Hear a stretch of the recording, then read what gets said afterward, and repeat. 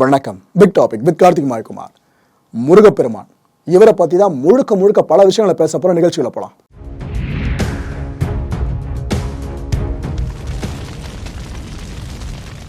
தமிழ்நாட்டில் வாழ்ந்துக்கிட்டு இந்த ஹிந்து மார்க்கத்தை ஃபாலோ பண்ணிக்கிட்டு இருப்பாங்களா பல பக்தர்கள். அவங்களுக்கு ஒரு கடவுள் ரொம்ப நெருக்கமானவர். அவர் யாருன்னு பார்த்தீங்கன்னா முருகப்பெருமான். தமிழ் கடவுள் முருகன் தான் அந்த கடவுளுக்கு பேரே இருக்கு. அந்த அளவுக்கு தமிழர்கள் அவங்களோட முன்னோர்களா இப்போ வரைக்கும் பார்த்துக்கிட்டு தான் இருக்காங்க. அப்பேற்பட்ட முருகனை பற்றி எத்தனை பேர் இது வரைக்கும் முழுமையாக தெரிஞ்சிக்க முற்பட்டிருக்கீங்க? நாங்கள் அது போல் தெரிஞ்சிக்க முற்பட்டோம். அப்போ நிறைய தகவல்கள் எங்களுக்கு கிடைச்சிதுங்க. ஆரம்பத்தில் ஒரு டிஸ்க்ளைமரை கொடுத்துட்றேன். ஆன்மீகம் சம்பந்தமான விஷயமா இருந்தாலும் சரி, வரலாறு சம்பந்தமான விஷயமா இருந்தாலும் சரி, அதில் பலதரப்பட்ட கருத்துகள் இருக்கும், பலதரப்பட்ட யூகங்கள் இருக்கும். எனக்கு தெரிஞ்ச விஷயங்களை என் கண்ணில் பட்டதை மட்டும் நான் எடுத்து மக்கள் முன்னாடி வைக்கிறேன். இதில் எதுனா கரெக்டாக அந்த காலகட்டத்தில் இருந்திருக்கலாம், எது இல்லாமல் இருந்திருக்கலாம் அப்படின்றத நீங்கள் முடிவு பண்ணலாம். நான் ரிசர்ச் பண்ண வரைக்கும் என் கையில் என்ன கிடைச்சதோ அதை மட்டும் கொண்டு வரேன். இப்போ கான்டென்ட்டுக்குள்ளே போகலாமா?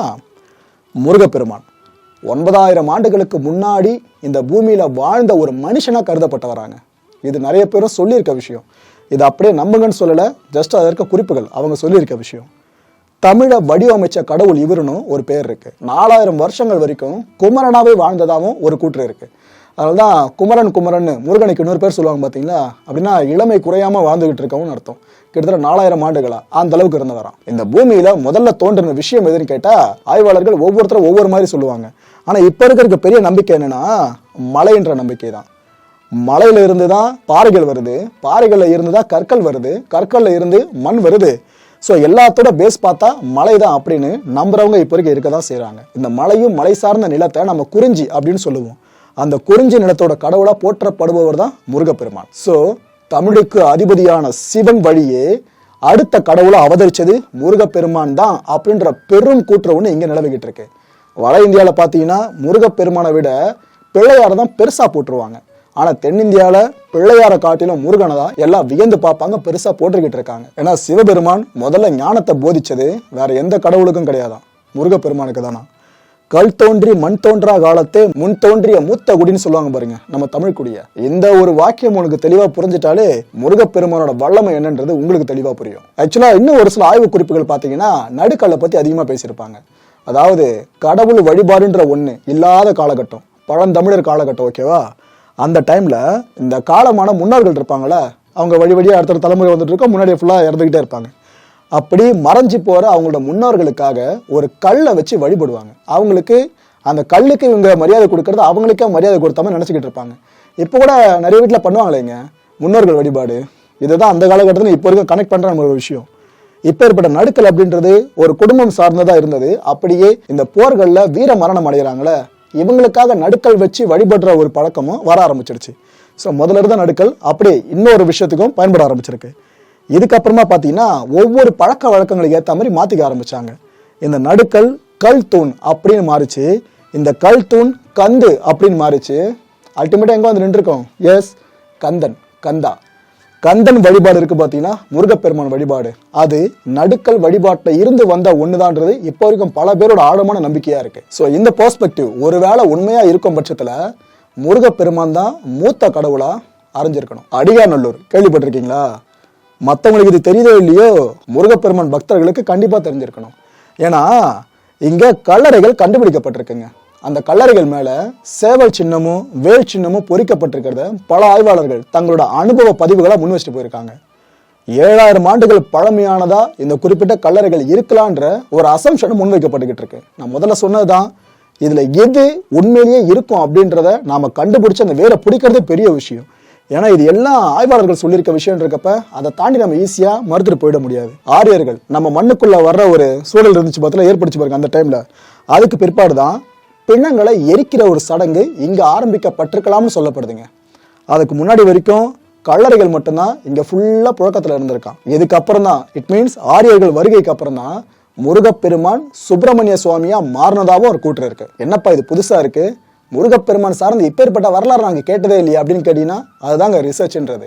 நாம ஒரு கான்டென்ட்டுக்காக போகும், அது அப்படியே பிரான்ச்சஸாக மாறி எங்கேயும் நம்மளை கூட்டு போகும். அப்படி அது கூட்டு போனதா இப்போ அப்படியே உங்க முன்னாடி ஷோ பண்ணியிருக்கேன். இப்போ வரைக்கும் இக்கால பக்தர்கள் நம்பிக்கை என்னவா இருக்கு? முருகப்பெருமான் அவதாரத்தை பத்தி, சிவபெருமானோட நெற்றிக்கண்ணிலிருந்து தோன்றினவர், கார்த்திகை பெண்களால் வளர்க்கப்பட்டவர், பொய்கையில 6 மலர்கள் மேல வீற்றிருந்த ஒரு குழந்தை, சிவபெருமானோட ஒட்டுமொத்த சக்தியவும் பெற்ற ஒரு குழந்தை. சிவபெருமானோட புதல்வனால மட்டும்தான் தனக்கு மரணம் ஏற்படணும் அப்படின்னு ஒரு அரக்கன் வரம் வாங்கி இருந்தான். அந்த அரக்கனை அழிக்கிறதுக்காக சிவபெருமானே குழந்தை ரூபத்துல வந்த மாதிரி தான் இருந்த ஒரு கடவுள் இந்த முருகப்பெருமான். அப்படி இப்படின்னு பல விஷயங்களை இந்த காலம் வரைக்கும் ஆழமா நம்பிக்கிட்டு இருக்காங்க. முருகப்பெருமான வழிபடுற பக்தர்கள் மனசுல இருக்க நீக்கமர நிறைஞ்சிருக்க ஒரு விஷயம் பார்த்தீங்கன்னா இதுதான். ஸோ இது அல்டிமேட்டுங்க. நான் முன்னாடி சொன்ன பாருங்க, அது எல்லாமே வரலாற்று ஆய்வுகளை பேஸ் பண்ணி அவங்க சொல்லியிருந்தது. ஸோ ரெண்டுத்தையும் கனெக்ட் பண்ணி பார்த்தீங்கன்னா தான் உங்களுக்கு ஒரு புரிதல் ஏற்படும். நம்ம இந்தியாவில் இந்த இந்து மார்க்கத்தை பேஸ் பண்ணி பார்த்தீங்கன்னா 6 சமயங்கள் இருக்கு. அதில் சைவம் அப்படின்றது சிவன் வழிபாடு முதல்ல வந்த சமயமாக பல பேரிலையும் பார்க்கப்பட்டு இருக்கிறது. அதுக்கடுத்து சாக்தம் சக்தி வழிபாடுன்னு சொல்லுவாங்க. 3வதா கணபதி வழிபாட காணாபத்தியம் அப்படின்னு சொல்லுவாங்க. 4வதா திருமால் வழிபாட வைணவம்னும், 5வதா சூரிய வழிபாட சௌரம் அப்படின்னும், இதில் அல்டிமேட்டா 6வது வழிபாடு தான் முருகன் வழிபாடு கௌமாரம் அப்படின்னு சொல்லுவாங்க. ஸோ இந்து மார்க்கத்தோட கடைசியான ஒரு சமயமே இந்த கௌமாரம்னு இதை நம்புற ஆய்வாளர்களும் இருக்க தான் செய்கிறாங்க. ஒரு கடவுள் சிலையோட அப்பியரன்ஸை பேஸ் பண்ணியே அந்த கடவுளுக்கு எவ்வளோ சக்திகள் இருந்திருக்கலாம் அது எதுன்னு விவாதங்கள் அவ்வப்போது ஆரம்பிக்கும். அந்த வகையில் நம்ம முருகப்பெருமான் இருக்காரு, இவரோட அப்பியரன்ஸ் பல பேரும் சாந்த ஸ்வரூபியாக பார்த்துருப்பீங்க. ஆனால் ஒரு சில சிலைகள் இருக்க நேரம் இருந்தால் பாருங்க அப்படி இருக்கும். காட் ஆஃப் வார்னா சும்மா வாங்க, 6 தலைகள் 6 உடல்கள் 12 கால்கள் 12 கண்கள் 12 கைகள்னு அப்படி இருப்பாப்ல. வலது கைகளில் பார்த்தீங்கன்னா இந்த பக்கம் 6 கைகள் இந்த பக்கம் 6 கைகள் தானே அவரோட சிற்பம் செதுக்கப்பட்டிருக்கோம். இதில் வலது கைகளில் பார்த்தீங்கன்னா அபயகரம், கோடி, வச்சிரம், அங்குசம், அம்பு, வேல் இது எல்லாமே இருக்கும்.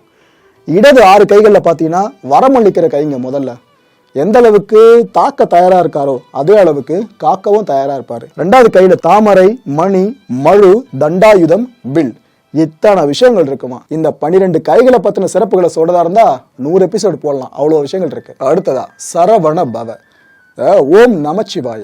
இந்த ஃப்ரேஸ்ல அடங்கியிருக்க எழுத்துக்களை ஒன்னா பிரிச்சா அதுக்கு ஒவ்வொரு காரணங்கள் இருக்கு. இதை பத்தி நம்ம நடராஜ ஸ்டாச்சுவை டீகோட் பண்ற கான்டென்ட்ல ஃபுல்லா பேசியிருப்போம். அதே மாதிரி தாங்க அந்த சரவண பவம். இதே நீங்க ஃபுல்லா ஒவ்வொரு எழுத்தா பிரிச்சு பார்த்தீங்க அப்படின்னா பலதரப்பட்ட அர்த்தங்கள் வரும். இதுல இங்க இருக்க பெரும்பாலான முருக பக்தர்கள் நம்பிக்கிட்டு இருக்க பொருள்களை மட்டும் நான் எடுத்து இங்க விவரிக்கிறேன். இதுல சரவண பவல முதல்ல சாவை எடுத்துக்கிட்டீங்கன்னா மங்களம், இதை குறிக்கிறது. ராவை எடுத்துக்கிட்டீங்கன்னா ஒளி, சத்தம் கிடையாதுங்க, ஒளி வெளிச்சம். ஓகேவா. வாவை எடுத்துக்கிட்டீங்கன்னா சாத்வீகம். நாவை எடுத்துக்கிட்டீங்கன்னா ஆக்சுவலா சரவண பவம் எழுதுறப்ப 3 சுழி 4 நம்ம எழுதுவோம். ஆனா அவங்க ரீசர்ச் பண்றப்ப இந்த நாவை தான் குறிப்பிடுறாங்க. நமச்சிவாய வழித்தோண்டல் அப்படின்றதுனால இந்த நாவை குறிப்பிடுறாங்க. இந்த நாக்கு போர்னு அர்த்தமா. ஸோ இந்த 4 எழுத்துக்கள் பார்த்தீங்கன்னா மங்களம், ஒளி, சாத்வீகம், போர். கடைசியா பவ இதை எடுத்துக்கிட்டா உதித்தவன் அர்த்தமாங்க. இந்த 4 விஷயங்களோடு சேர்ந்து அவதரிச்சவர் தான் முருகப்பெருமான் அப்படின்றத குறிப்பிடுறதுக்காக தான் சரவண பவ அப்படின்ற ஃப்ரேஸை பயன்படுத்துறாங்களா அவங்களோட பக்தர்கள். முருகனை பத்தி நம்ம பேசுறோம் அப்படின்னா அங்க அருணகிரிநாதரை கண்டிப்பா மிஸ் பண்ண முடியாதுல. அருணகிரிநாதர் ஒரு ஃப்ரேஸை முன் வச்சிருப்பாருங்க. எனக்கு இப்போ வரைக்கும் கூஸ் பம்பை ஏற்படுத்துற ஒரு ஃப்ரேஸ்னு அதுதான் சொல்லுவேன். முத்தமிழால் வைதாரையும் வாழ வைப்பான் முருகன். அதாவது வைதார்னா திட்டுறவங்க, அது போல ஆட்கள். முத்தமிழ்னா இயல், இசை, நாடகம். இப்படி தன்னை திட்டுறவங்களாவே இருந்தாலும் தன்னை சார்ந்த பக்தர்களை திட்டுறவங்களாவே இருந்தாலும் முத்தமிழோட சிறப்பால அவங்களையும் வாழ வைப்பான் என் அப்பா முருகன் அப்படின்னு அருணகிரிநாதர் சொல்லிட்டு போயிருப்பாருங்க. அந்த ஃப்ரேஸ் இப்போ வரைக்கும் உயிர்ப்போடு இருக்க தான் செய்து முருக பக்தர்கள் மத்தியில். இந்த திருப்புகழை பார்த்தீங்கன்னா அருணகிரிநாதர் சம்பவங்கள் அப்படி நிகழ்த்தியிருப்பாரு. இந்த முகம் ஒன்றுன்னு சொல்லிட்டு ஃப்ரேஸ் முடிஞ்சுக்கிட்டே இருக்கும். அது அப்படி இருக்கும் அந்த பாட்டு கேட்கறதுக்கு. நீங்கள் ஒரு தடவை நான் அதை உச்சரிக்க அப்படியே நீங்கள் ஃபாலோ பண்ணி கேளுங்க. அந்த சொல்லாடல் எவ்வளோ அருமையாக இருந்திருக்கும் பாருங்க.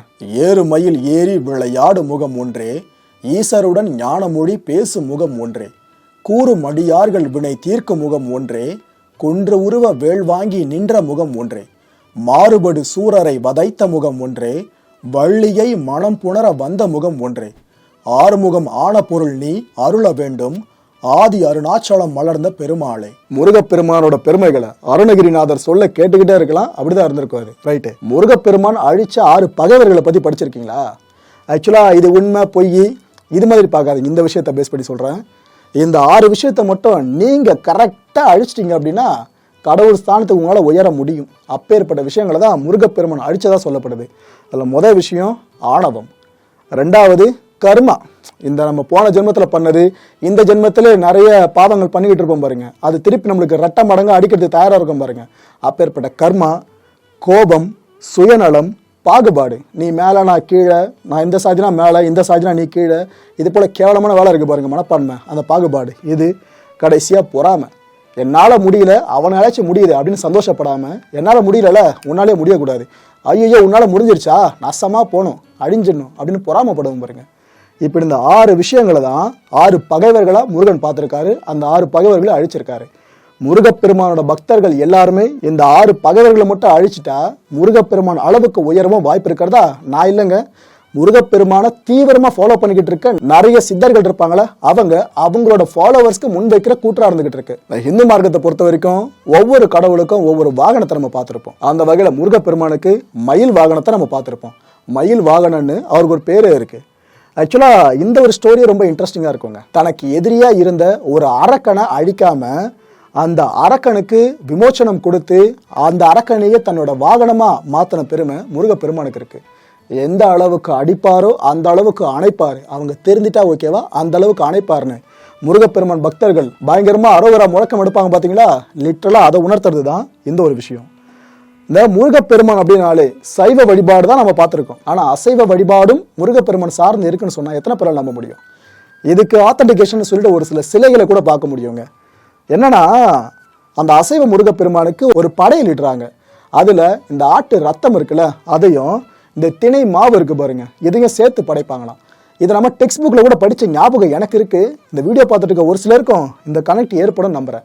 இப்படி அசைவ முருகப்பெருமான் வழிபாடுன்றது நீங்கள் இருக்கிற பகுதியில் எங்கன்னா இருக்கா? இந்த முருகப்பெருமான் அப்படின்னாலே 2 மனைவிகள்னும் ஒரு விஷயம் முன்னாடி வந்து நின்றோம். இதில் குறை சொல்கிறவங்க இருக்க தான் செய்கிறாங்க. தமிழ் கலாச்சாரம் மரபு அது இதுன்னு பயங்கரமாக பேசுகிறவங்க முருகப்பெருமானை வணங்கிட்டு இருக்காங்க. ஆனால் அந்த பெருமானுக்கே பார்த்தீங்கன்னா 2 மனைவிகள். இதெல்லாம் எப்படி அப்படின்னு குறை சொல்கிறவங்க இருந்துகிட்டு இருக்காங்க. இன்னொரு பக்கம் பார்த்தீங்கன்னா எதுக்காக அவருக்கு 2 மனைவிகள் அப்படின்ற ஒரு விஷயத்தை புரிஞ்சுக்கிற அளவுக்கு நமக்கு அறிவில்லைன்னு சொல்றவங்களும் இருக்க தான் செய்யறாங்க. இப்படி 2 தரப்பு பிளவுபட்டிருக்கிறதுனால நான் ஒரு பக்கம் சாய விரும்பல. நீங்க எந்த பக்கம் நிக்கிறீங்கன்றதை நீங்களே முடிவு பண்ணிக்கோங்க. ரைட்டு. தமிழர்கள் மத்தியில் எடுத்துக்கிட்டீங்கன்னா வள்ளி தெய்வானை 2 பேரும் முருகப்பெருமான மணந்தவங்க. இதில் வட இந்தியர்களோட பெர்ஸ்பெக்டிவ் எடுத்துக்கிட்டீங்கன்னா விஷ்ணு இருக்கார் பார்த்தீங்களா. இந்த இந்து மார்க்கத்தை பேஸ் பண்ணி பார்த்தீங்கன்னா விஷ்ணு தான் முருகனோட மாமா. ஓகேவா. விஷ்ணுவோட 2 மகள்கள் அமிர்தவள்ளி சுந்தரவள்ளி. இந்த 2 பேரையும் தான் முருகப்பெருமான் திருமணம் பண்ணிக்கிட்டார் அப்படின்ட்டு வட இந்தியர்கள் ஆழமா நம்புறாங்க. முருகப்பெருமான் கையில் இருக்க வேல் எப்பேற்பட்ட எதிரியையும் வீழ்த்த வல்லது அப்படின்றது பார்வதி தேவி அழிக்கும் போதே சொன்ன விஷயம். சிவபெருமான் மெச்சி உணர்ந்து சொன்ன ஒரு விஷயமாகவும் பக்தர்கள் இப்போ இருக்க நம்புறாங்க. அப்பேற்பட்ட ஆயுதத்தை கொண்டிருக்க இந்த முருகப்பெருமான் ஞானத்தின் அடையாளமாகவும் அந்த ஆயுதத்தை பார்க்குறாரு. காட் ஆஃப் வார்ன்ற பேர் அவருக்கு பெறுவதற்கும் அந்த ஆயுதம் காரணமா அமைஞ்சிருக்கு. போர் கடவுள்னு அர்த்தங்க முருகப்பெருமான. அதனால அந்த காலகட்டங்களில் போர்கள்லாம் நடக்கிறப்ப வெற்றி முழக்கத்தை எப்படி எழுப்புவாங்கன்னா வெற்றிவேல் வீரவேல். அவ்வளோ எதுக்குங்க பொன்னியின் செல்வன் படம் பார்த்துருப்பீங்களே, அதில் கூட போர்க்களங்கள் இந்த காட்சி வரும் பாருங்க, அவங்க உச்சரிக்கிறது வெற்றிவேல் வீரவேல்னு. இது எல்லாமே பண்டைய தமிழர் நாகரிகத்தில் இருந்துச்சான், வெற்றிவேல் வீரவேல் முழக்கம் அப்படின்றது. ஸோ இதை அடிப்படையாக வச்சுக்கிட்டு தான் காட் ஆஃப் வார்னு இவருக்கான அந்த பட்ட பேர் இருக்கு பாருங்க, அது ரொம்ப அழுத்தமா பல பேருக்கு இப்போ இருக்க நம்புறாங்க. அண்ட் இந்த காட் ஆஃப் வார்ன்ற பட்டம் இவருக்கு கிடைக்கிறதுக்கு முன்னாடி இன்னொரு தெய்வத்துக்கு இருந்ததா சொல்லப்படுதுங்க. அந்த தெய்வம் வேற எதுவும் இல்லை, கொறவை அப்படின்னு சொல்லுவாங்க. இந்த கொற்றவையோட வாயில இருந்து காற்றா வெளிவந்தவர் தான் முருகப்பெருமானும் இன்னொரு அசம்ஷன் இந்த பக்கம் இருக்கவும் சொல்லிக்கிட்டு இருக்காங்க. உங்களுக்கு தெரிஞ்சிருக்கும், அந்த காலகட்டங்களில் போருக்கு போறதுக்கு முன்னாடி பலியிடுவாங்க. முருகப்பெருமானுக்கு பலியிடுறது கிடையாது, கொற்றவைக்கு பலியிடுவாங்க. துர்கா தேவியோட இன்னொரு அவதாரம் தான் இவங்க கொற்றவை. இல்லப்பா காளியோட இன்னொரு அவதாரம் தான் கொற்றவை. இது எதுவுமே கிடையாதுப்பா. துர்கா காளி இவங்க 2 பேரையும் சேராத ஒரு போர் கடவுள் தான் கொற்றவைன்னு இப்போ இருக்க இந்த விவாதமும் பெருசா போய்கிட்டு தான் இருக்கு. ஆனா அங்க ஒரு பெண் தெய்வத்துக்கு பலியிடுற நிகழ்வு நடக்கிறது மட்டும் உண்மைங்க. இந்த போர் நடக்கிறதுக்கெல்லாம் முன்னாடி அப்பேற்பட்ட அந்த பெண் தெய்வத்துக்கிட்ட இருந்து போர்க்கடவுளா இருந்த அந்த பெண் தெய்வத்தையும் தோன்றவர் தான் முருகப்பெருமானும் இப்போ இருக்க ஒரு சில பக்தர்கள் நம்புறாங்க. ஸோ சிவபெருமான் வழி வந்தவர் முருகப்பெருமானா இல்லைனா இந்த கொற்றவை வழி வந்தவர் முருகப்பெருமானா? இட்ஸ் அப் டு யூ, நீங்களே முடிவு பண்ணிக்கலாம். ரைட்டு. நினைச்சதை முடிக்கிற ஆற்றல் கொண்டவர் இவருனும் பல பேரை இப்போ இருக்க வானூரே புகழ்றாங்க. ஸோ இந்த ஒரு விஷயம் தங்களுக்கும் கை கூடணும் அப்படின்றதுக்காக தான் போர்க்களம் புகும்போது இந்த வெற்றிவேல் வீரவேல் முழக்கத்தை பல பேர் எழுப்பியிருக்காங்களாம். தமிழை வடிவமைச்ச கடவுள்னு சொல்லிட்டேன். அப்படி இருக்கிறப்ப அவரோட பெயர் சார்ந்து தமிழ் உள்ள பெருசா விளையாடாமல இருந்திருக்கோம், விளையாடி இருக்கு. முருகன் அதோட முதல் ஃபார்ம் பார்த்தீங்கன்னா முருகு. இதில் ஆக்சுவலாக என்ன ஒரு மேட்ச்னு பார்த்தீங்கன்னா இந்த இம் இர் இக் இது 3மே மெய்யெழுத்துக்கள். ஓகேவா. இந்த 3 மெய்யெழுத்துக்களும் தமிழ்ல இருக்கு பாருங்க, மெல்லினம் இடையினம் வல்லினம். இந்த 3த்தையும் இண்டிகேட் பண்றது. ஒவ்வொரு இனத்துக்கும் ஒவ்வொரு எழுத்து. ஓகேவா. இந்த 3 மெய்யெழுத்துக்களோடு சேர்ந்து உயிரெழுத்தான ஊ சேரும்போது ஒரு ப்ரொனன்சியேஷன் ஃபார்ம் கிடைக்குது பாருங்க. இம் கூட்டல் ஊ, இர் கூட்டல் ஊ, இக் கூட்டல் ஊ. முருகு. இச்சா சக்தி, கிரியா சக்தி, ஞான சக்தி. இப்பேற்பட்ட இந்த 3 சக்திகளையும் உள்ளடக்கின ஒரு தமிழ் கடவுளே முருகு அப்படின்றத தான் அவரோட பெயர் காரணமா சொல்றாங்க. அண்ட் என்ன கொஞ்சம் நம்ம டீட்டெயிலா போய் பார்த்தோம்னாக்கா, முருகு அப்படின்ற அந்த பெயருக்கு எளிமை, அழகு, இளமை, உண்மையிலேயே ரொம்ப துடிப்பு, புறச்செவி மடிப்புல காதணி, நல்ல மனம், அதாவது நல்ல வாசனைன்னு சொல்லுவாங்களே அது, இது எல்லா விஷயங்களும் குறிக்கிறது தான் முருகு அப்படின்ற பெயர்னு சொல்றாங்க. ஆக்சுவலாக முருகனை வழிபடுற தமிழர்கள் எல்லாரும் இப்படிதானோ சொல்லப்படுது. எளிமையானவங்க, பிறப்பிலேயே அழகாக தான் இருக்கிறவங்க, இளமை, வயசையானாலும் அவ்வளோ சீக்கிரம் முதுமை தோற்றம் வரவே வராது, துடிப்பானவங்க. ஸோ இப்படி அந்த கடவுள் தான் ஒட்டுமொத்த தமிழர்களை பிரதிபலிக்கிறாரு. ஒட்டுமொத்த தமிழர்களும் அந்த ஒரு கடவுளை தான் பிரதிபலிக்கிறாங்கன்னு ஒரு பெரிய நம்பிக்கை இங்கே தமிழ்நாட்டு பக்தர்கள் மத்தியில் இருக்க தான் செய்யுது. இந்த வட இந்தியாவில் பார்த்தீங்கன்னா முருகன் கோயில் இருக்கு, இல்லவே இல்லைன்னு சொல்ல இருக்கு. ஆனால் ரொம்ப ரொம்ப ரொம்ப சொற்பமாக மட்டும்தாங்க இருக்கும். அதுவும் முருகனுக்குன்னு தனி கோயில் அப்படின்றத அங்கே நீங்கள் அதிகமாக பார்க்கவே முடியாது.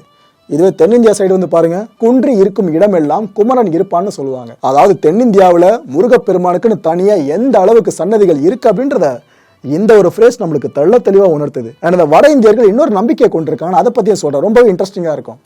இந்த கார்த்திகை மாதம் இருக்குல்ல, அந்த மாதத்தில் வட இந்தியாவில் இருக்க பெண்கள், திருமணத்துக்காக காத்துக்கிட்டு இருக்க பெண்கள் பிரார்த்தனைகள் நிறைய செய்வாங்களாம். எதுக்காக அந்த மாதத்தில் இந்த பிரத்யேக பிரார்த்தனைன்னு பார்த்தீங்கன்னா, கார்த்திகேயனை மாதிரி அழகுலையும் அறிவிலையும் ரொம்ப ஷார்ப்பான ஒரு கணவன் தங்களுக்கு கிடைக்கணும் அப்படின்றதுக்காகவான்.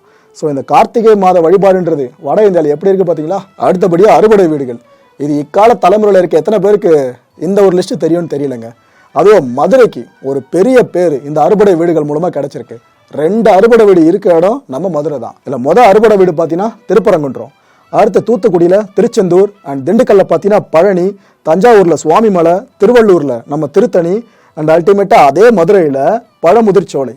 ஆரம்பித்த இடமும் முதல் அறுபடை வீடும் மதுரை தான், முடிகிற 6வது வீடும் அதே மதுரை தான். முருகப்பெருமானோட தீவிரமான பக்தர்களாக இருக்கீங்க அப்படின்னா இந்த அறுபடை வீடுகளில் போய் கண்டிப்பாக ஒரு முறையாவது தரிசனத்தை மேற்கொள்ளுங்க. இந்த குடவரை கோயில்களை பற்றி நம்ம நிறைய படிச்சிருப்போம், ஒரு சில ஃபோட்டோஸ்லையும் வீடியோஸ்லையும் பார்த்துருப்போம். எவ்வளோ அழகாக குடஞ்சி அப்படி செதுக்கியிருக்காங்க அப்படின்னு சொல்லிட்டு. அது மாதிரி முருகப்பெருமானுக்குன்னு டெடிக்கேட்டடாக இருக்கான்னு கேட்டீங்கன்னா எஸ் இருக்குது. இது எத்தனை பேருக்கு தெரியும்னு தெரியலானா. கழுகு மலைங்க முதல்ல பார்த்தீங்கன்னா நம்ம முருகப்பெருமானுக்கான குடவரை கோயில் அங்கே இருக்குது.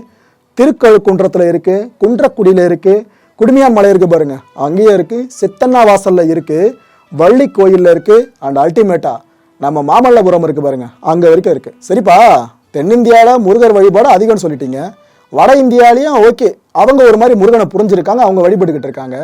வேறு எந்த நாடுகள்லாம் இது போல் முருகன் வழிபாடு இருக்குன்னு கேட்டிங்கன்னா இருக்குங்க. அதுவும் மலேசியாலாம் பார்த்தீங்கன்னா மிகப்பெரிய அளவுக்கு பக்தர்கள் கூட்டம் மலேசியாவில், அப்புறம் சிங்கப்பூர் 2 பக்கமும் சேர்த்து பார்த்தீங்கன்னா அங்கே முருக வழிபாடு பெருசாக இருக்குது. அப்புறம் நம்ம அண்டை நாடான இலங்கையாக இருக்கட்டும், மொரிஷியஸாக இருக்கட்டும், ஆஸ்திரேலியாவாக இருக்கட்டும், இன்னும் பல நாடுகள் இருக்கட்டும், இப்போ வரைக்கும் முருக வழிபாடு அங்கே கனெக்ட் பண்ணப்பட்டு இருக்கு. சித்தர்களோட அபிமானம் பெற்ற 2வது பெரிய கடவுள் தான் முருகப்பெருமான். சித்தர்கள் சிவனை தான், ஏன்னா சுப்ரீம் காடாக பார்க்கப்படுற சிவனை தான் பெரும்பாலும் அபிமானத்தோடு ஃபுல்லாக வணங்குவாங்க. அந்த ஒரு கடவுளை வாழ்நாளில் ஒரு தடவை பார்க்கணும், அவரோட தரிசனம் கிடைக்கணுன்றதுக்காக தான் பல ஆண்டுகள் தவம் இருப்பாங்க. சிவபெருமானுக்கு அப்புறம் அவங்க ரொம்ப பெரிய அளவுக்கு நம்புற முழு முதற் கடவுள்லாம் முருகப்பெருமான் தான். ஏன்னா இந்த சிவபெருமானையும் முருகப்பெருமானையும் இணைக்கிற ஒரு புள்ளி என்னன்னு பார்த்தீங்கன்னா அளவற்ற சக்தி. அது என்னப்பா சொல்லி வச்ச மாதிரி எல்லா சித்தர்களும் சிவனை வழிபடுறாங்க, அப்படியே பேரலா முருகப்பெருமானே வழிபடுறாங்க, புரியலையே எதுக்குன்னு சொல்லிட்டு அப்படின்னு கேட்டீங்கன்னா, இந்த முருகப்பெருமான சித்தர்கள் எப்படி தெரியுமா போட்டுருவாங்க, சித்தர்களுக்கெல்லாம் சித்தர்னு சொல்லுவாங்க, சித்தர்களின் அப்பான்னு அவரை சொல்லி அழைப்பாங்க. எதுக்காகனா அந்த சித்தர்களுக்கு ஒரு அல்டிமேட்டான விஷயம் ஒன்று நடக்கிறது, ஜீவசமாதி. அந்த ஜீவசமாதியோட முதல் ப்ராசஸே பார்த்தீங்கன்னா மூச்சை கட்டுறதுன்னு சொல்லுவாங்க. அவங்களுக்குள்ள மூச்சை இழுத்துட்டு அந்த கடைசி மூச்சு இருக்கு பாருங்க வெளியே விடாமல் அதை கட்டிட்டு அப்படியே சமாதி நிலையை அடைஞ்சிருவாங்க. இதுதான் ஜீவசமாதின்னு சொல்லுவாங்க. ஆனால் இப்போ பல பேர் அந்த கான்செப்டே உடச்சி வேற ஏதோ விளக்கெல்லாம் கொடுத்துக்கிட்டு இருக்காங்க. ஜீவசமாதி இது அதுன்னு சொல்லிட்டு ஏதோ உள்ளுக்குள்ள நான் 3 நாள் பூமிக்குள்ள இருந்து வெளியே வந்துட்டா நான் ஜீவசமாதி அடைஞ்சிட்டேன், உள்ளுக்குள்ள இருக்கிறது என்னோட ஆன்மா, வெளியே இருக்கிறது பூத உடல்னு ஒரே மாற்ற ஆரம்பிச்சிட்டு இருக்காங்க. அதை விடுங்க. ஆனால் உண்மையிலே ஜீவசமாதினா இப்படி தான் நடக்கும். அதுவும் போகரோட குறிப்புகளை பேஸ் பண்ணி பார்த்தீங்கன்னா ஜீவசமாதிகளில் பல விதங்கள் இருக்கு. அதை பற்றி நான் தனி வீடியோ உங்களுக்கு போஸ்ட் பண்ணுறேன். இந்த முருக தத்துவம் ஒன்று இருக்குங்க. இந்த முருக தத்துவம் உங்களுக்கு புரிஞ்சிடுச்சுன்னா எதுக்காக சித்தர்கள்லாம் முருகனை தேடி போறாங்கன்ற உண்மையை உங்களுக்கு தெரிய வந்துடும். சரத்தை வசப்படுத்தினால் காலத்தை வெல்லலாம், காலனை வெல்லலாம், கடவுளை காணலாம். காலத்தை வெல்லலாம்னா இந்த டைம் இருக்கு பாருங்க, வெல்ல முடியாத விஷயம், இதையும் வெல்ல முடியும். காலன்னா யமதர்மன், இட் மீன்ஸ் மரணத்தை வெல்லலாம்னு சொல்றாங்க. கடவுளை காணலாம்னா அந்த கடவுளையே பார்க்க முடியும், தரிசனம் கிடைக்கும்னு சொல்றாங்க. ஆனா அது எல்லாம் நடக்கணும்னா சரத்தை வசப்படுத்தணும்ன்றாங்க. சரம்னா குழம்பிடாதீங்க, மூச்சு. இப்பேற்பட்ட மூச்சை கட்டுப்படுத்தின முதல் சித்தர் யாரு? முருகப்பெருமானா. ஸோ அதனாலதான் சித்தர்களுக்கெல்லாம் சித்தன், சித்தர்களோட அப்பனு இந்த முருகனுக்கு சரவணன் அப்படின்ற பேர் வந்துச்சான். சரத்தை வசம், இட் மீன்ஸ் வனப்படுத்தினதுனால சரவணன். இந்த சித்தர்கள் முருகன் இவங்க 2 பேரும் சேர்ந்து வந்துட்டாலே போதுங்க, அந்த ஒரு விஷயத்தை பத்தி உங்ககிட்ட சொல்ல சொல்ல எனக்கோ கூஸ்பம்ப் ஆகும், கேட்க கேட்க உங்களுக்கோ கூஸ்பம்ப் ஆகும். அவ்வளோ விஷயங்கள் இருக்கு. உதாரணத்துக்கு இந்த பழனியில நவபாஷான முருகன் சிலை இருக்கு பாத்தீங்களா, இந்த சிலை எப்படி உருவாக்கப்பட்டுச்சு, போகர் சித்தர் இதுக்காக என்னென்னலாம் பண்ணாரு, புலிப்பாணி சித்தர் எந்த அளவுக்கு போகருக்கு உதவியா இருந்தாரு, இந்த எல்லா ஸ்டோரியும் முழுமையா கேட்டீங்கன்னா உங்களுக்கே ஆச்சரியம் பிறக்கும். எப்ப அந்த ஒரு நவபாஷான சிலைக்கு பின்னாடி இவ்வளவு பெரிய கதை இருக்கான்னு சொல்லிட்டு. 18 சித்தர்கள் இருக்க விஷயம் உங்களுக்கு தெரியும். ஆனா இதுல பிரதான சித்தர் யாருன்னு பாத்தீங்கன்னா போகர் சித்தர் தான். திருமூலர் காலத்தை சேர்ந்தவர் தான் இந்த போகர். இவர் கிமு 5ஆம் நூற்றாண்டுல வாழ்ந்ததா சொல்லப்பட்டு இருக்கு. இவர் எதுதான் நிபுணத்துவம் வாய்ந்தவர் தெரியுமா? சித்த மருத்துவம், விஞ்ஞானம், ரசவாதம், காயக்கற்ப முறை, யோகா, இது எல்லாத்துலயும் கடைசி வரைக்கும் பிரசித்தி பெற்றவராக திகழ்ந்தவர் தான் போகர் சித்தர். பழனி முருகன் கோயிலில் இருக்க சிலையை பத்தி உங்களை எத்தனை பேர் தெரியும்னு தெரியல. அது சாதாரண சிலை கிடையாதுங்க, நவ பாஷான சிலை. பாஷானம் இதுலேயே ஒரு அர்த்தம் உங்களுக்கு புரிஞ்சிருக்கும். விஷம் இருக்குல்ல, அது ஒட்டுமொத்த கூட்டு கலவை தான் அந்த சிலையோட ஒட்டுமொத்த அம்சமே. இந்த சிலையை செஞ்சது வேற யாருமே கிடையாது, இதே போகர் சித்தர் தான். எல்லா நோய்களுக்கும் ஒரே மருந்து இருந்தால் எப்படி இருக்கும்? போகருக்கு இந்த ஒரு யோசனை உதிச்சுது. இதன் காரணமாக தான் இந்த சிலையை அவர் வடிவமைச்சிருந்தாரு. பழனி மலையில கடுமையான தவம் இருந்த போகருக்கு முருகப்பெருமன் காட்சி அளிச்சதா இப்போ இருக்க சொல்லப்படுது. காட்சி அளிச்ச முருகன் இந்த சிலையை எப்படி செய்யணும், இதை எப்படி பிரதிஷ்டை பண்ணணும், இது சம்பந்தமான எல்லா விதமான காரிய சக்தி உபாயத்தையும் போகருக்கு சொல்லி கொடுத்தாராம். இதன் மூலமாக தான் அந்த சிலையை வடிக்கிற ப்ராசஸ் இவர் ஆரம்பிச்சாராம். அதுவும் அறிவியல் அந்த காலகட்டங்களில் இருந்தால் எப்படி இருந்திருக்கும், மெய்ஞானம் பேசுகிற காலகட்டத்தில் விஞ்ஞானம் இருந்தால் எப்படி இருந்திருக்கும். இந்த ப்ராசஸ் அப்படிதாங்க நடந்துச்சு. புலிப்பாணி சித்தர், இவர் பேரை பல பேரும் கேள்விப்பட்டிருக்க மாட்டீங்க. ஆனால் போகரோட சீடர்களே முக்கியமான நபர் இந்த புலிப்பாணி சித்தர் தான். இவருக்கு இந்த பேர் வர காரணம் என்னன்னு பார்த்தீங்கன்னா, புலி மேலே அமர்ந்தபடியே தான் இவர் பல பேருக்கும் சித்த மருத்துவம் பார்த்துக்கிட்டு இருந்தாராம். இவர் எங்கே போகிறதா இருந்தாலும் வரதா இருந்தாலும் சரி புலி இல்லாமல் இருக்கவே மாட்டாராம். இது இவருக்கு அடையாளமாக மாறினதாலேயே எல்லாரும் இவரை புலிப்பாணி சித்தர் தான் கடைசி வரைக்கும் அழைச்சிட்டு இருந்தாங்களாம்.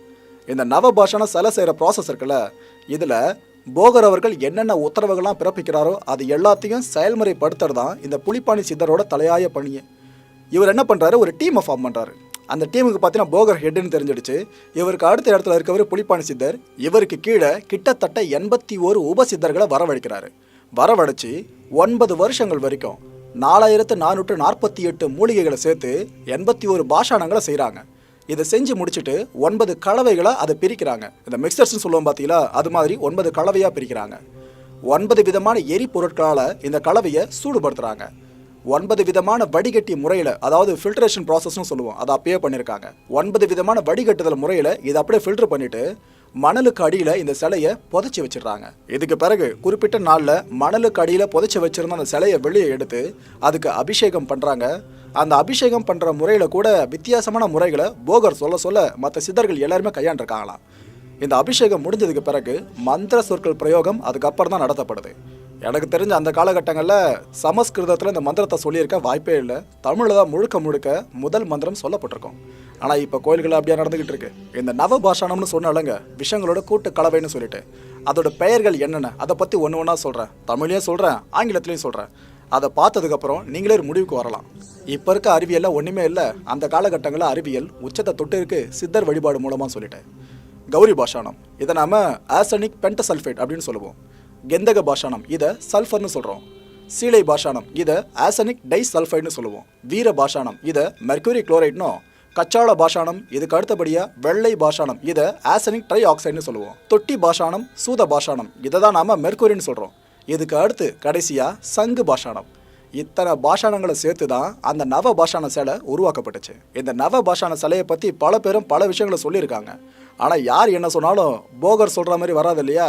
எஸ், இந்த நவ பாஷான சிலையை பற்றி போகர் என்ன எழுதி வச்சுட்டு போயிருக்காரு அதை பற்றியும் சொல்கிறேன். பாங்கான பாடானம் 9 பரிவான விவரம்தான் சொல்ல கேளு, கௌரி கெந்தி சீலைமால் தேவி கொடு, வீரம் கச்சால் வெள்ளை பகர்கின்ற தொட்டினோடு சூதம் சங்கு பூரணமாய் நிறைந்த சிவசக்தி நலமான மனோன்மணி கடாட்சத்தாலே நன்னினி 9 கட்டுன்னு சொல்லியிருக்காரு. புரியுதாங்க? அந்த சிலை செய்கிற ப்ராசஸை ஒட்டுமொத்தமாக அவர் அதில் விவரிச்சிருக்காரு. ரொம்ப ரொம்ப ரொம்ப கிறிஸ்பாக சொல்லியிருக்காரு. ஆனால் இதை தேடி படிச்சிங்கன்னா நிறைய விஷயம் நீங்கள் தெரிஞ்சுக்கலாம். போகருக்கு நிகர் போகர் தான் இல்லைங்க.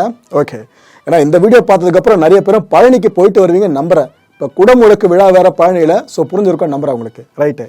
அகத்தியர், போகர், ஔவையார், அருணகிரிநாதர், நக்கீரர், வள்ளலார், இன்னும் நிறைய பேருங்க. இப்படி நிறைய பேர் முருகன் கிட்ட நிறைவு தீட்சை பெற்று பல ஆண்டுகள் வரைக்கும் பெருவாழ்வு வாழ்ந்தாங்கன்னு சொல்லப்படுது. பெருவாழ்வுன்னு இந்த பக்தர்கள் குறிப்பிட்ட விஷயம் என்னன்னு பார்த்தீங்கன்னா, இப்போ மனுஷனோட வாழ்நாள் அப்படின்றது அதிகபட்சம் 100 ஆண்டுகளா, இப்போ ரொம்ப குறைஞ்சிச்சு. இதுக்கு முன்னாடி சொல்றேன். ஆனால் அந்த 100 ஆண்டுகளையும் தாண்டி பல ஆண்டுகள் இன்னும் அவங்க உயிர்ப்போடு வாழ்ந்தது காரணமே இவர்கிட்ட இருந்து வாங்கின தீட்சைன்னு சொல்லப்படுது. சில கோயில்களுக்குள்ள பார்த்தீங்கன்னா முருகப்பெருமான் சிலையை 4 தலைகளோடு உங்களால் பார்க்க முடியும். இதுக்கு பின்னாடி ஒரு கதை சொல்லப்படும். அதாவது பிரம்மா இருக்கார்ல, படைக்கும் தொழில் செய்பவர், அப்பேற்பட்ட பிரம்மாவோட அடையாளமே 4 முகங்கள் தான். அந்த பிரம்மனையே முருகப்பெருமான் ஒரு தடவை சிறைபிடிச்சு வச்சிருப்பாரு. அந்த கதைகளை நீங்க படங்களையே பார்த்துருப்பீங்க நம்புறேன். ஸோ அதை பத்தி பெருசாக எக்ஸ்பிளேஷன் வேணாம். அந்த நேரத்தில் பிரம்மனுக்கு பதிலாக படைப்பு தொழில் மேற்கொண்டதும் இதே முருகப்பெருமானா. ஸோ அதனால தான் சில கோயில்களில் 4 முருகனை உங்களால் பார்க்க முடியும். அண்ட் 3 கோலங்களில் ஒரே ஒரு தெய்வம் இருக்கும் அப்படின்னா அது முருகப்பெருமான் மட்டும்தான். பிரம்மச்சரியா முருகப்பெருமான் சிலையை உங்களால் பார்க்க முடியும். கிரகஸ்தனா உங்களால் பார்க்க முடியும். சன்னியாசியாவும் பார்க்க முடியும். திருமணத்துக்கு முன்னாடி, திருமணம் நடந்த பிற்பாடு எல்லாத்தையும் உதறிட்டு சன்னியாசியா மாறுறது. இப்படி 3 கோலத்திலையும் காட்சி அளிக்கிற ஒரே ஒரு கடவுள் யாருன்னு பார்த்தீங்கன்னா முருகப்பெருமான் மட்டும்தான். முருகப்பெருமான் சொல்லும் போது எவ்வளோ ஆனந்தமா இருக்கலாம் அந்த வார்த்தை. அந்த அளவுக்கு டங் ட்விஸ்டிங்காக இருக்கட்டும், அந்த ப்ரொனன்சியேஷன் பண்ணுற விதம் மட்டும் அவ்வளோ சூப்பராக இருக்கும். இதெல்லாம் தாண்டி இன்னும் முருகப்பெருமானுக்கு நிறைய பெயர்கள் இருக்குங்க. தொல்காப்பியத்தில் சியன் அப்படின்னு சொல்லுவாங்க முருகப்பெருமானை. சங்க இலக்கியங்களை எடுத்துக்கிட்டிங்கன்னா குடற்புன்சி, வேல்புர்சி, பிம்புன்சி, இப்பேற்பட்ட பெயர்களும் இருக்கு. இதெல்லாம் கண்டிப்பா நீங்க அறியாத பெயர்களை தான் இருக்கும். ஆனா உங்களுக்கெல்லாம் பரிட்சமான முருகப்பெருமானோட வேறு சில பெயர்களை பத்தி சொல்றேன். அதுலயும் 125 பெயர்களை சொல்றேன்.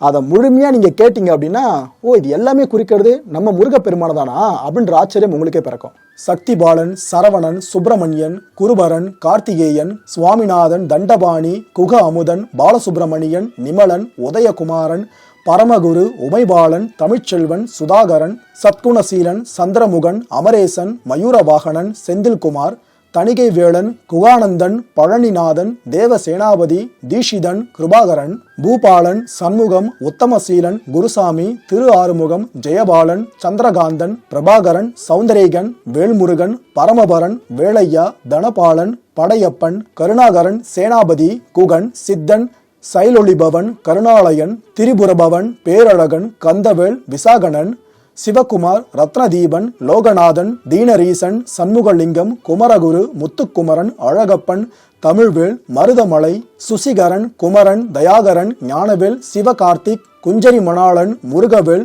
குணாதரன், அமுதன், செங்கதிர் செல்வன், பவன்கந்தன், திருமுகம், கதிர்காமன், வெற்றிவேல், ஸ்கந்தகுரு, பாலமுருகன், மனோதீதன், சிசிவாகனன், இந்திரமருகன், செவ்வேல், மயில்வீரா, குருநாதன், பழனிச்சாமி, திருச்செந்தில், சங்கர்குமார், சூரவேல், குருமூர்த்தி, சுகிர்தன், பவன், கந்தசாமி, ஆறுமுகவேளன், வைரவேல், அன்பழகன், முத்தப்பன், சரவணபவன், செல்வவேல், கிரிசலன், குலிசாயுதன், அழகன், தண்ணீர் மலையன், ராஜவேல், மயில்பிரீதன், நாதரூபன், மாலவன் மருகன், ஜெயக்குமார், செந்தில்வேல், தங்கவேல், முத்துவேல், பழனிவேல், கதிர்வேல், ராஜசுப்பிரமணியம், மயூரகந்தன், சுகதீபன், குமரேசன், சுப்பையா, கார்த்திக், சக்திதரன், முத்துக்குமரன், வேளவன், கதிர்வேளன், விசாகன், கந்தன், பாலன், குமாரன், அக்னிபூ. முருகப்பெருமான் சிவபெருமான் வழி வந்தவர் அப்படின்னா கருப்பை வாசம் செய்யாத ஒரு தெய்வம்னு அர்த்தம். ஏன்னா தாயோட கருவறைக்குள்ள அவர் இல்லை. இதே மாதிரி இன்னொரு தெய்வம் இருக்காருன்னா வீரபத்ரருங்க. இவங்க 2 பேரும் சிவபெருமான் மூலமா தான் வந்தவங்க. கருப்பை வாசம் செய்யாத கடவுள்களை இப்போ வரைக்கும் போற்றப்பட்டுக்கிட்டு இருக்காங்க. இந்த வீரபத்திரையும் முருகரையும் இணைக்கிற ஒரு புள்ளி பார்த்தீங்கன்னா போர், வார், இந்த விஷயம் மட்டும்தான். வீரத்துல மிதமிஞ்சிய கடவுள்களா இந்த 2 கடவுளை இப்போ வரைக்கும் பார்த்துக்கிட்டு இருக்கோம். முக்தி அடையிறது எப்படி அப்படின்ட்டு இந்த முருகப்பெருமான் சார்ந்து பிரசங்கம் பண்றவங்க போய் நீங்க கேட்டீங்க அப்படின்னா, பிறவி பெருங்கடலை கடந்து முருகனோடு கலந்தா மட்டும்தான் முருக பக்தர்கள் முக்தி அடைய முடியும்னு சொல்லுவாங்க. இதை விவாத பொருளா மாத்த நான் தயாரா இல்லை. ஆனா நிறைய பேர் பிரசங்கம் கேட்டிருப்பீங்க.